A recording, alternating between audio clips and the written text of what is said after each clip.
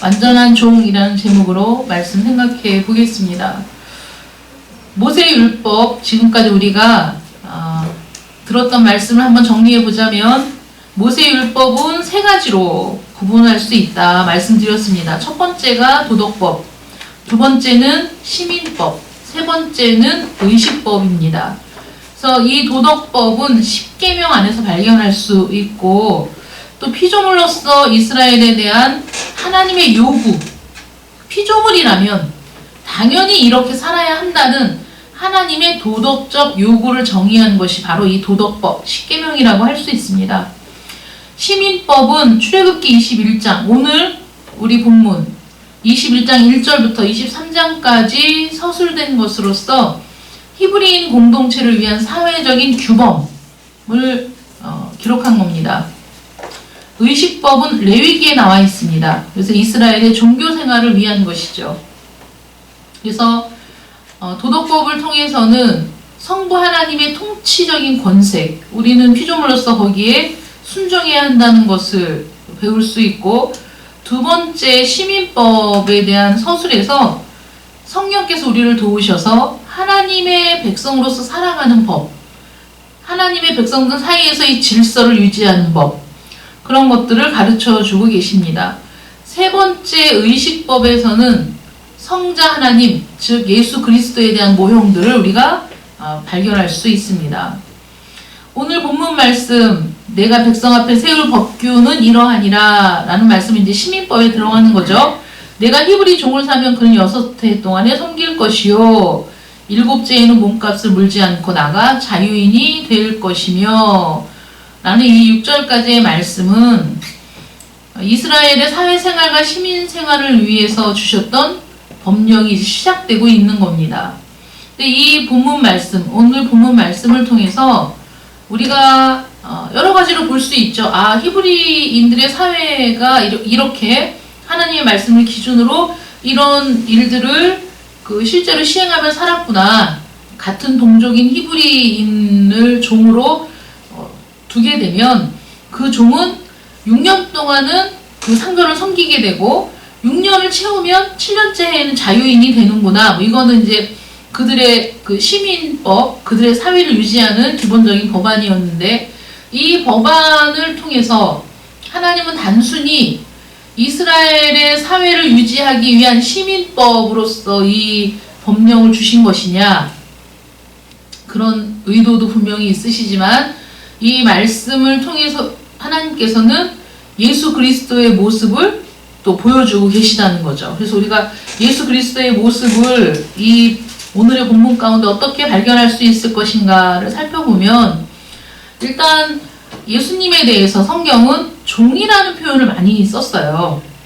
그래서 내가 붙드는 나의 종을 보라. 내가 내 종 싹을 나게 하리라. 보라, 내 종이 형통하리니 받들어 높이 들려서 지극히 존귀하게 되리라.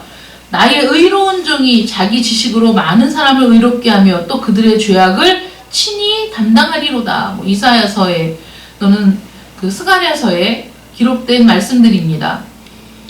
신약으로 와서는 너희 안에 이 마음을 품으라. 그리스도 예수의 마음이니 그는 근본 하나님의 본체시나 하나님과 동등됨을 취할 것으로 여기지 아니하시고 오히려 자기를 비워 종의 형체를 가지사 사람들과 같이 되셨고 사람의 모양으로 나타나사 자기를 낮추시고 죽기까지 복종하셨으니 곧 십자가에 죽으시니라. 빌립보서 2장 5절 말씀도 있습니다. 그래서 우리 주님께서 어떻게 종의 모습이 되셨느냐, 어떻게 주님을 종이라고 표현할 수 있느냐. 왜냐하면 가장 높은 권세로부터 완전히 하나님을 의존하는 자리로 모든 존귀와 영광에서부터 고난과 수치로 내려오신 것이죠. 하늘과 땅을 지으신 분이 복종의 자리로 들어오신 겁니다. 그전에는 천사들이 그 앞에서 스랍들이 날개로 자기 얼굴을 가리고 찬양하는 그 찬양을 받으시던 분이 이제는 천사들보다 더 낮아진 모습으로 이 땅에 오시게 되었다는 거죠. 그래서 주님께서 이렇게 그 종의 형상을 입으시고, 그리고 그 높고 높은 모든 존귀와 영광을 다 버리고 이 땅에 오셨다는 그 사실을 우리가 깊이 묵상할 때 하나님의 은혜가 어떠한지를 우리가 알 수 있다는 거죠. 어휴, 정신 차리시고, 네, 눈을 뜨세요. 졸립죠. 피곤하죠. 이게 졸릴 때는 잠이 아주 꿀처럼 달콤합니다. 아, 잠깐만 잤으면 좋겠다 이런 생각이 들죠. 제가 오늘 1시간도 안 잤습니다. 잠이 안 와가지고 정신을 차리시고 눈을 뜨시고 졸리면 일어서시고 나가서 찬물로 세수를 하시던가 뭐 방법을 강구하셔야 됩니다.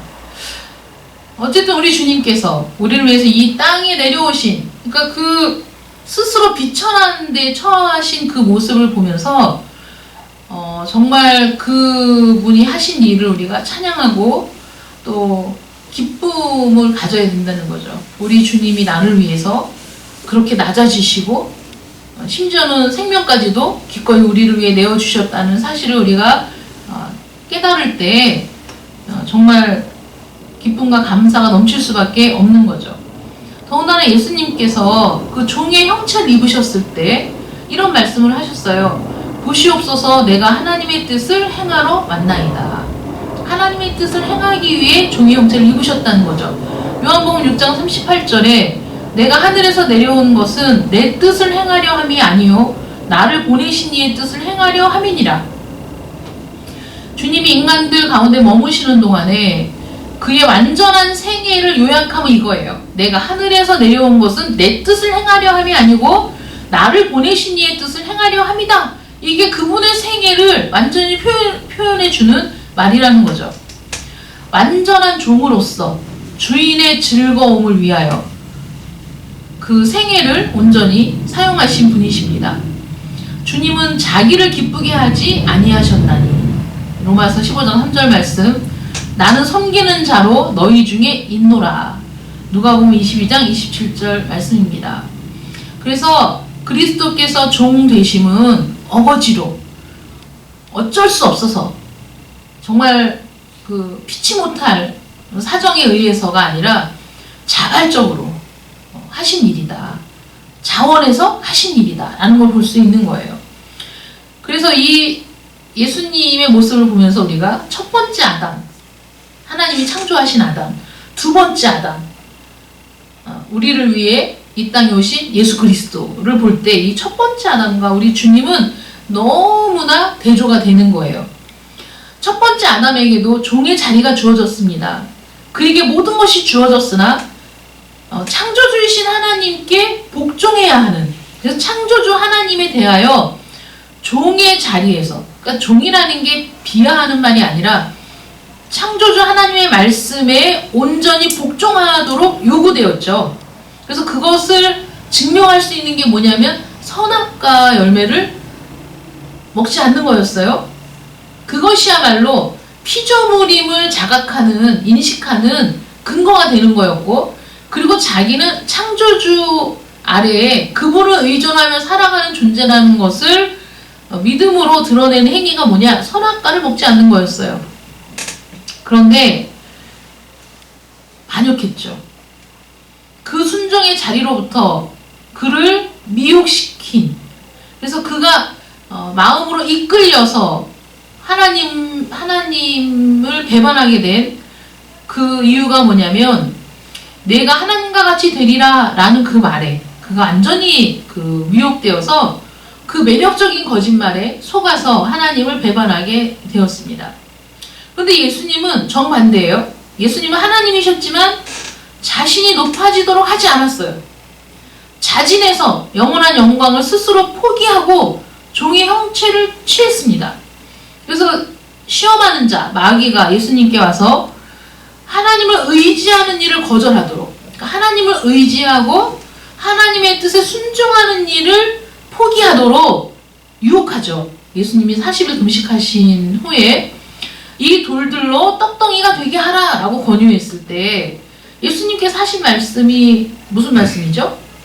사람이 떡으로만 살 것이 아니요 하나님의 입에서 나오는 말씀으로 살 것이라 라는 그 말씀은 어떤 의미가 있냐면 마귀가 당신도 능력이 있지 않느냐? 당신도 창조주 아니냐? 얼마든지 이 돌들로 떡이 되게 할 수 있지 않느냐? 그러니까 능력을 행해라. 당신을 위해서 능력을 사용해라. 라고 요구한 거예요. 근데 예수님이 대답하신 건 사람이 떡으로만 살 것이 아니요 라는 게 우리가 늘 알고 있던 그런 그 표면적인 이유도 있지만 또 다른 건 하나님을 의지하지 않고 살 수 없다. 하나님을 배제하고 살 수 없다. 인간은, 사람은 전적으로 하나님을 의존하고 살아야 하는 존재, 전적으로 하나님을 바라보고 살아야 하는 존재가 바로 사람이라는 거죠. 그래서 육신을 배불리는 떡으로만 사는 게 아니야. 우리는 육신이 배부르다고 해서 그것으로 만족하며 살 수 있는 존재가 아니라 우리는 영원하신 하나님을 의존하고 영원하신 하나님과 관계를 맺고 그분과 교제하고 그분으로부터 오는 은혜를 입고 사랑을 입고 그것을 깨닫고 이런 것들이 있어야만 우리가 살아가는 존재라는 것이죠. 그래서 뭐 너는 충분히 할 수 있잖아, 네 능력이 있잖아, 뭐 돌을 떡이 되게 해서 배고픔을 면하면 되잖아 라는 말이 예수님에게 유혹이 되었지만 첫 번째 아담처럼 그 유혹에 굴복하여 하나님을 반역하지 않았다는 거죠. 주님은 한순간도 아버지의 뜻에 완전히 순종하는 길로부터 이탈한 적이 없었다. 한 번도 없었다는 거예요. 그래서 내가 히브리 종을 사면 그는 6해 동안 섬길 것이요. 그래서 6해 동안 인간을 6이라는 숫자는 인간을 상징하는 숫자인데 여기에서 염두에 둔 거는 합법적인 소유자에게 빚진 인간의 책임은 어디까지이고 뭐 얼마만큼 해야 되고 기한은 어느 정도여야 되고 뭐 이런 거잖아요. 그럼 인간이 그의 창조자 하나님께 무엇을 빚지고 있는가? 여러분 빚지고 있다는 생각 해보셨어요? 나는 하나님께 빚진 사람이야. 우리는 예수님의 사랑에 빚진 자라는 생각은 하죠. 주님의 사랑을 내가 감당할 수 없어. 주님은 나를 위해 생명까지 주셨는데 나는 그 뜻에 순종하지 못하니까 나는 정말 부끄러운 죄인이야 라고 고백은 하죠. 근데 내가 하나님께 빚진 게 뭘까? 우리가 하나님께 무엇을 빚지고 있는가를 보면 우리는 아담의 입장이 됐을 때 하나님께서 사실은 이제 계명을 주신 거잖아요. 율법을 주신 거예요. 하나의 율법. 동산 중앙에 있는 선악과는 보지도 말고 먹지도 말아라. 그러면 그 하나님의 명확한 뜻, 그 명확한 뜻에 절대적으로 순종하는 것이 인간이 마땅히 해야 될 일이라면 그 일을 마땅히 하지 않았다면 그건 빚지는 거예요. 해야 할 일을 마땅히 하지 않을 때. 아담은 창조 세계를 다스릴 모든 권한, 또 거기에서 누릴 수 있는 모든 것들을 다 누릴 수 있는 축복, 그 모든 것들을 받았어요. 무상으로 받았어요. 거저 받았어요. 그 대신 선악과는 먹지 마 라는 하나의 계명이 주어졌을 때 그것은 네가 모든 것을 누리고 네가 모든 것을 다스리고 살아갈지라도 이 모든 것을 너에게 제공한 나를 잊으면 안 돼. 네가 이 모든 일을 행할 때 나를 기억해야 돼 라는 하나님의 당부였는데 거기에 대해서 아담은 순종하지 않았다는 거죠. 마찬가지로 우리에게도 하나님께서 우리에게 알리신 뜻, 우리에게 지키라고 명하신 그 모든 말씀에 우리는 영원히 굴복하고 복종하고 순종해야 되는 건 마땅한 일이죠. 그런데 이 하나님의 명확한 뜻이 뭐냐? 한마디로 얘기하자면 내 마음을 다하여 주 너의 하나님을 사랑하고 내 이웃을 내 자신과 같이 사랑하라는 말씀이 온 율법이 이 말씀에 요약될 수 있는 거죠. 온 율법은 이걸로 요약할 수 있어요. 내 마음을 다하여 주 너의 하나님을 사랑하고 내 이웃을 내 자신과 같이 사랑하라. 그런데 아담이 실패했듯이 아담의 모든 자손들이 이것을 이행하는 일에 실패했다는 거예요. 우리 모두 실패했어요. 그래서 율법이 이 세상의 모든 죄에 관여합니다. 무엇이 죄라고 규정하느냐? 율법이 죄라고 규정한다는 거예요. 누가 나를 죄인이라고 규정하느냐? 율법이 나를 죄인이라고 규정한다는 거예요. 여러분, 우리가 법규를 위반했을 때 죄라고 하잖아요.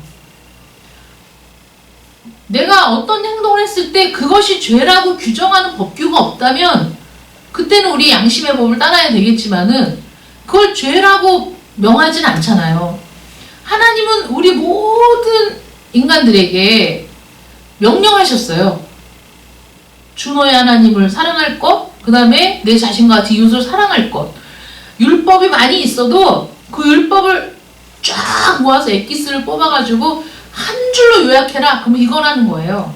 그런데 이 땅에 태어난 모든 인간들이 이 계명에 순종하지도 못했고 순종할 의지도 없고 순종할 마음도 없고 어느 한 사람도 이 계명을 온전히 순종한 사람이 없다. 그런데 우리 주 예수님께서 이 말씀을 온전히 순종하셨다는 거예요. 율법을 완전히 순종하셨다. 예수님은 하나님의 명예가 손상되는 그런 장소, 하나님을 인정하지 않는 그런 장소, 이 땅에 하나님을 공경하기 위해 내려오셨어요. 그래서 내가 율법이나 선지자를 폐하러 온 줄로 생각하지 말라. 폐하러 온 것이 아니라 완전하게 하려 함이라. 완전하게.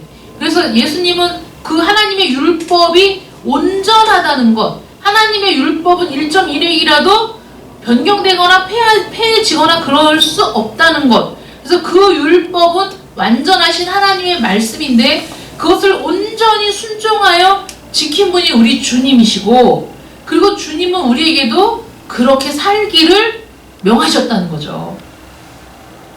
하나님의 법이 언제나 주님 마음에 있었어요. 주야로 그것을 묵상하셨습니다. 예수님은 생각과 말과 행동으로 율법을 지키셨어요. 완전하게. 인간에 대한 하나님의 요구가 그 완전한 사람, 예수 그리스도에 의해서 성취되었다. 하나님이 아담과 하와를 창조하신 이후에 이 땅에 수없이 많은 사람들을 통해 하나님의 뜻을 행하는 자가 있나 보셨지만 하나도 발견하지 못했다는 거죠. 모든 사람이 죄를 범하였으며 하나님의 영광에 이르지 못했다라고 성경은 판단하고 있어요. 그런데 그 중에 유일하게 우리 주님만이 하나님의 조건을 완전하게 만족시키는 순종의 삶을 살았다. 그래서 하나님은 모든 인간들에게 기대하고 요구하고 바랬던 그것들을 예수님을 통해서 흡족하게 그 율법이 완전히 성취되는 것을 경험하셨다는 거죠. 그래서 그러한 삶이 우리에게 원하시는 삶이고, 예수 그리스도의 삶이야말로 모든 하나님의 백성들이 살아야 할 모범이 되었다는 거죠. 예수님의 삶이. 그래서 하나님의 모든 요구를 완전히 성취시킨, 그래서 인간에게 부과된 책임을 하나님의 편으로나 인간의 편으로나 충분하게 수행한 유일하신 분이다. 예수님이. 그래서 오늘 본문 말씀에 그 종이 예수님의 모습을 볼 수 있는 근거가 되는데, 그러면 2절 말씀에 일곱째 해에는 몸값을 물지 않고 나가 자유인이 될 것이며 자기가 얼마에 팔려왔던 몸값을 지불하지 않아도 돼요. 일곱째 해에는 그냥 나가서 자유인이 될 수 있어요. 히브리인 종이 6년 동안 섬긴 이후에는 그의 주인은 더 이상 그에 대한 권리를 갖지 못했습니다. 자유롭게 7년째에는 나갈 수 있었어요. 더 이상 섬기지 않아도 되었어요. 예수님도 사실은 마찬가지로 적용을 받는다는 거죠. 예수님이 인간으로서, 육은 인간의 숫자잖아요. 인간으로서 이 땅에 오셔서 모든 율법을 순종하심으로 하나님의 모든 요구를 완전하게 만족시켜 드렸기 때문에, 당신이 해야 할 모든 일을 완벽하게 다 수행하셨기 때문에 이제는 거기에서 자유로울 수 있다는 거죠. 그래서 얼마든지 나가실 수 있었는데, 그렇잖아요? 인간의 책임의 1.1획이라도 모두 성취하신 분이시기 때문에 율법이 주님에 대해서 더 이상 요구할 게 없는 거예요. 이렇게 해라 저렇게 해라 요구할 게 없어. 다 완벽하게 다 우리 주님께서 하셨기 때문에. 그래서 예수님이 마음을 다해서 하나님을 사랑하시고 그 이웃을 그의 몸처럼 사랑하셔서 이제는 이제 나가실 수 있어요. 그분에게 어떤 책임도 지울 수 없습니다. 자유롭게 나갈 수 있는데 오늘 본문 3절 4절에 보면 그가 단신으로 왔으면 단신으로 나갈 것이요 장가 들었으면 그의 아내도 그와 함께 나가려니와. 이게 혼자 종이 됐어? 그러면 혼자 나가고, 결혼해서 그 부인과 같이 종이 됐어? 그럼 부인하고 같이 나가고, 아내와 같이 나가고. 그게 아니고 혼자 들어왔는데 주인이 그에게 아내를 줬어. 그래서 그 아내와 함께 살면서 아내가 아들이나 딸이나 자녀를 낳았어. 그러면 그때는 어떻게 해야 되느냐? 아내와 그의 자식들은 상전에게 속할 것이고 그는 단신으로 나가야 된다. 왜냐면 들어올 때 단신으로 들어왔기 때문에. 우리 주님께서 사역을 시작하실 때 우리 주님은 아내가 없었죠. 어떤 사람들이 왜 예수님은 결혼을 안 했을까? 이런 질문을 하신 분이 그 전에 있었는데 그런 생각을 안 해보셨는지 모르겠어요. 왜 예수님은 결혼을 안 하셨지? 예수님이 결혼을 안 하신 것도 그냥 안 하신 건 아니에요. 다 이유가 있는 겁니다. 그 당시 이스라엘은 하나님으로부터 이혼을 당한 상태였기 때문에 그것을 표현한 거예요. 이사야 50장 11절에 보면 나 여호와가 이같이 말하노라 내가 너희의 어미를 내보낸 이혼 증서가 어디 있느냐? 내가 어느 체주에게 너희를 팔았느냐? 보라 너희는 너희의 죄악으로 말미암아 팔렸고 너희 어미는 너희의 배역함으로 말미암아 내보냄을 받았느니라. 이스라엘이 범죄함으로 하나님이 이혼 증서를 써주고 내보낸 것 같은 그런 상태였다는 거예요. 그래서 주님이 오셨을 때 아내를 두지 않으셨어요. 예수님은 단신으로 자유롭게 나가실 수 있었지만 또 하나 예수님은 연합이 불가능했는데 왜 연합이 불가능했냐면 어느 누구도 예수님과 동일하게 걸을 수 없었어요. 부부는 사실 두 사람이 한 목표를 향해 함께 걸어가는 길이잖아요. 근데 어떤 사람도 주님과 함께 그 길을 걸어갈 수 없었던 거죠. 이 땅에서. 그래서 예수님과의 연합은 부활의 근거에서만 연합할 수 있어요. 우리가 부활해서 예수님과 완전히 연합하는 날, 그날이 그 천연왕국 때 예수님이 이 땅에 오시면 공중에서 주님과 혼인 예식을 치른다는 말씀이 계시록에 나와 있잖아요. 그때 완전한 연합이 이루어지는데 그거는 모든 사람이 부활한 상태에서 예수님과 완전한 연합이 이루어지는 거죠.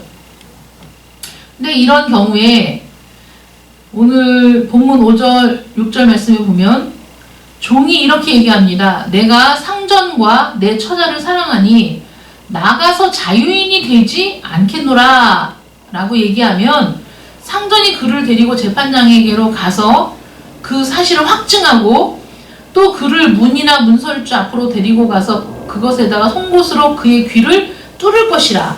그는 종신토록 그 상전을 섬기리라. 이렇게 되어 있죠.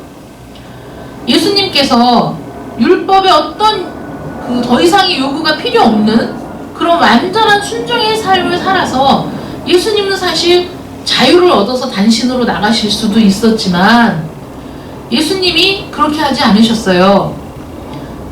요한복음 12장 27절 28절에 보면 지금 내 마음이 괴로우니 무슨 말을 하리요? 아버지여 나를 구원하여 이때를 면하게 하여 주옵소서. 그러나 내가 이를 위하여 이때에 왔나이다. 아버지여 아버지의 이름을 영광스럽게 하옵소서 라는 말씀을 볼 때 예수님은 자기 자신에 대해서는 전혀 생각하지 않는 분이셨어요.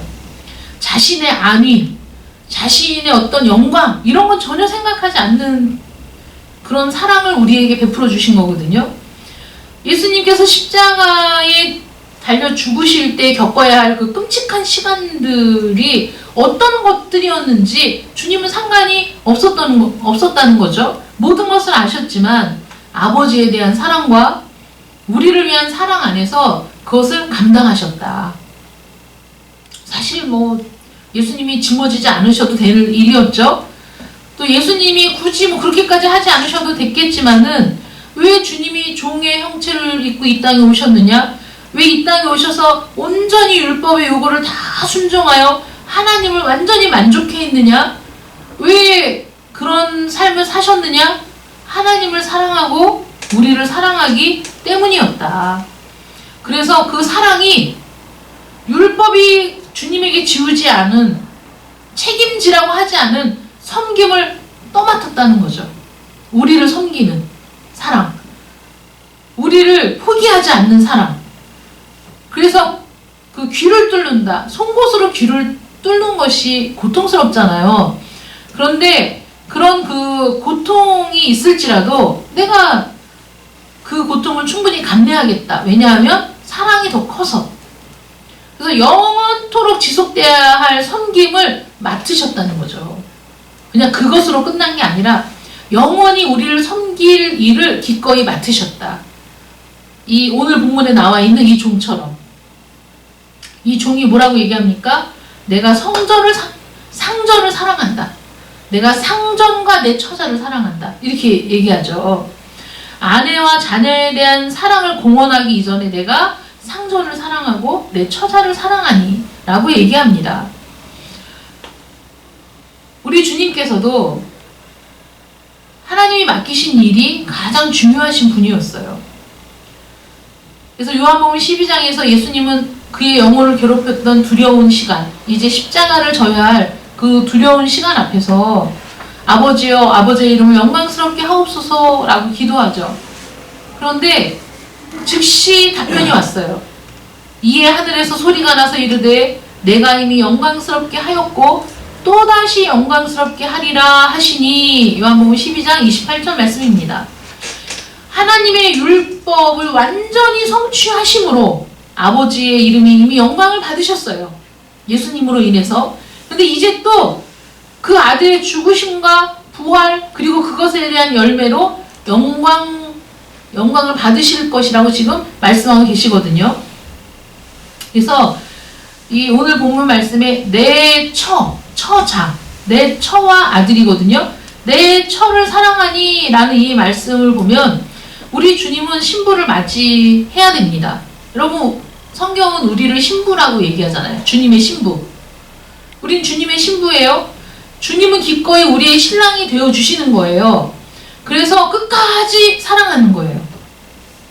남편이 아내를 사랑하듯이 예수님이 우리 모든 성도를 그렇게 사랑하기로 작정하셨고, 사랑의 짐을 영원토록 지기로 작정하신 거예요. 십자가를 지기로 결정하시면서.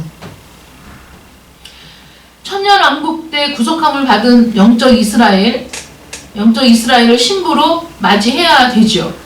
또 그뿐만이 아닙니다. 예수께서 그 민족을 위하시고 또 그 민족만 위할 뿐 아니라 흩어진 하나님의 자녀를 모아 하나가 되게 하기 위하여 죽으실 것을 미리 말함이로라. 그래서 자녀, 예수님께서 십자가에 달려 죽으시고 부활하신 이를 통해 이루어질 열매들, 하나님의 자녀들, 전 세계에 흩어져 있는 하나님의 자녀들을 모아서 하나가 되게 하시려고 죽으신다는 거예요. 내가 기꺼이 죽겠다. 이 일을 하기 위해 어떤 고통이 와도 내가 이걸 포기하지 않겠다 라고 결단하셨다는 거죠. 이사야 54장 4절부터 8절에 보면 두려워하지 말라, 내가 수치를 당하지 아니하리라. 놀라지 말라, 내가 부끄러움을 보지 아니하리라. 내가 내 젊었을 때의 수치를 잊겠고 과부 때의 치욕을 다시 기억함이 없으리니 이는 너를 지으신 이가 내 남편이시라. 하나님이 우리의 남편이란 표현이 구약성경에 몇 번 나오고 있습니다. 그의 이름은 만군의 여호와이시며 내 구속자는 이스라엘의 거룩한 이시라. 그는 온 땅의 하나님이라 일컬음을 받으실 것이라. 여호와께서 너를 부르시되 마치 버림을 받아 마음에 근심하는 아내, 어릴 때의 아내가 되었다가 버림을 받은 자에게 함과 같이 하실 것임이라. 내 하나님께서 말씀하셨느니라. 내가 잠시 너를 버렸으나 큰 긍휼로 너를 모을 것이요 내가 넘치는 진노로 내 얼굴을 내게서 잠시 가렸으나 영원한 자비로 너를 긍휼히 여기리라. 내 구속자 여호와께서 말씀하셨느니라. 이스라엘이 범죄해서 하나님이 잠시 그를 버려두셨으나 그러나 하나님이 다시 큰 긍휼로 모을 것이다. 영원한 자비로 너를 긍휼히 여길 것이다. 왜냐하면 내 남편이기 때문에. 그 이름은 만군의 여호와이시기 때문에 라고 표현하셨는데, 우리 주님도 당신의 신부와 만날 날을 기다리고 있고, 신부된 우리도 여기에서 우리 신부로 단장하고 주님을 만날 날을 기다리고 있는 거죠. 그래서 상전, 하나님을 사랑하고, 그리고 그 안에서 신부로 맞이할 우리들을 사랑하시고, 또 그 모든 일의 열매로 흩어진 모든 하나님의 자녀들을 모으사 그들을 사랑하셔서, 우리 주님은 한순간으로 끝나는 것이 아니라 영원토록 우리를 사랑하고 우리를 지키시기 위해서 이 길을 걸어가셨다. 그러므로 우리 주님은 완전한 종의 표상이 되시는 거예요. 완전한 종, 신실한 종. 각처에 흩어진 하나님의 자녀들을 불러 모아서 하나로 모으실 때 그 자녀들은 예수님의 죽으심으로 인한 결실입니다. 열매입니다. 그러면 상전이 그를 데리고 가서 문이나 문설주 앞에서 송곳으로 그의 귀를 뚫는다라는 것이, 그 귀를 뚫는다, 이건 전적인 헌신을 얘기하는 거거든요. 많은 사람들이 귀 많이 뚫으시잖아요. 이왕이면 귀를 뚫을 때 주여 주님의 문설주에, 하나님의 문설주에 내 귀를 뚫습니다 라고 뚫으세요. 이왕 뚫으실 거. 난 영원토록 하나님의 집에 거할 겁니다. 이런 마음으로 뚫으시면, 그러면 또 하나님이 그래 좋다 뚫어라 그렇게 하시겠죠. 이 문설주는 개인의 한계를 표시하는 거예요. 보세요. 문을 통과해서 가족들이 들어갑니다. 초대받지 않은 사람은 들어갈 수 없어요. 가족들만 들어갑니다. 첫 유월절 때 문설주와 임방에 그 유월절 어린 양의 피를 발랐잖아요. 그 안에 있는 사람만 구원받았어요. 그 밖에 있는 사람은 구원받지 못했습니다. 그래서 그 문이라는 게 그런 그 어떤 한계를 표시하는 거예요. 그 집과 관련이 없는 집은 하나님의 진노의 천사, 심판의 천사가 다니면서 장자들을 다 죽였거든요. 하나님의 보호를 받을 수 있었던 집은 그 집에 임방과 문설주에 유월절 어린 양의 피가 발라져 있는 집만 보호를 받았던 겁니다. 그러므로 그리스도께서 인류 전체를 위해 죽으신 게 아니에요. 생각해보세요. 지옥에 갈 사람을 위해서도 죽으셨나요? 그럼 우리 주님의 죽으심은 무의미한 거예요. 그에게 있어서는 단지 우리가 누가 구원받을 사람이고 누가 지옥 갈 사람인지 우리는 모르기 때문에 우리는 최선을 다해서 주의 복음을 전해야 되고 그 일을 꾸준히 해 나가야 됩니다. 그런데 결과적으로 보면 우리 주님은 하나님이 구원하실 자를 위해 죽으신 거예요. 하나님의 문설주를 통해 하나님의 나라에 들어갈 자들을 위해서 죽으셔서 유월절 어린 양이 되신 거지, 그 집 밖에 있는 사람들을 위해서 죽으신 것은 아니다. 이게 굉장히 중요한 진리라는 거예요. 지옥에 있을 사람들, 지옥에 갈 사람들을 위해서 그 큰 일을 행하신 것은 아니었다. 예수님은 하나님의 가족, 즉 그의 아내, 그의 자녀들을 위해 죽으신 거예요. 여러분, 이게 합당하지 않습니까? 그의 아내와 그의 자녀들을 위해 죽으셨어요. 그래서 귀를 뚫는다. 여러분, 우리 주님도 표시가 있잖아요. 도마가 나는 못 믿어 라고 얘기했을 때 주님 말씀하셨죠. 내 손가락을 이리 내밀어 내 손을 보고 내 손을 내밀어 내 옆구리에 넣어보라. 우리 주님도 하나님의 문에 박힌 표식이 있는 거예요. 그래서 상전이 그를 데리고 재판장에게 가서 그의 귀를 뚫을 때 그 다음에 어떻게 됩니까? 종신토록 상전을 섬겨야 되는 거예요. 그렇게 한 뒤에는.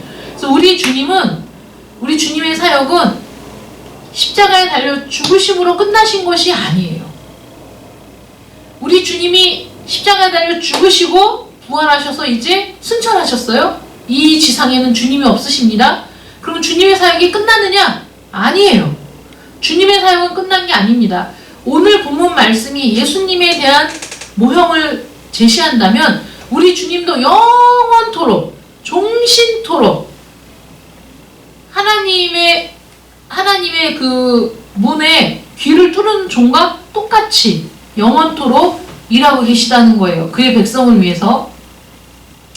예수님이 자기가 세상을 떠나 아버지께로 돌아가실 때가 이른 줄 아시고 저녁 잡수시던 자리에서 일어나서 겉옷을 벗고 제자들의 발을 씻기셨어요. 그렇게 하신 일은 백성의 필요를 위해 일하시는 종이신 예수님의 사랑을 드러내고 있습니다. 이제 영광으로 돌아가셔서 하나님의 나라 보좌 우편에 앉아 계신데도 지금까지도 여전히 우리를 섬기고 계시다는 거예요. 어떻게 할 수 있을까요? 누가복음 12장에 보면 12장 37절에 보면 주인이 와서 깨어있는 것을 보면 그 종들은 복이 있으리로다. 내가 진실로 너희에게 이르노니 주인이 띠를 띠고 그 종들을 자리에 앉히고 나와 수종 들리라. 여러분, 이 말씀이 이해가 안 되는 말씀이잖아요. 주인이 새벽에 왔어. 근데 종들이 주인이 오지 않으니까 깨어 있었어요. 주인님 어서 오십시오 라고 맞이하면 그 종들은 복이 있대요. 뭐 칭찬받겠지. 근데 여기 누가복음 12장 37절에서는 주인이 허리를 묶고 종들을 자리에 앉히고 나와서 수종을 든다. 이거는 이 인간 세상에서 있을 수 없는 일이잖아요. 이 말은 사실은 주님이 재림하실 때를 표현한 비유한 말씀이거든요. 주님이 다시 이 땅에 오실 때 주님을 기다리던 깨어있던 종들은 복이 있어요. 왜냐하면 우리 주님이 우리를 앉히고 우리의 수종을 드신다는 거예요. 우리 주님은 영원토록 우리를 섬기시기로 작정하셔서 여전히 우리를 지금도 섬기고 계시다는 거죠.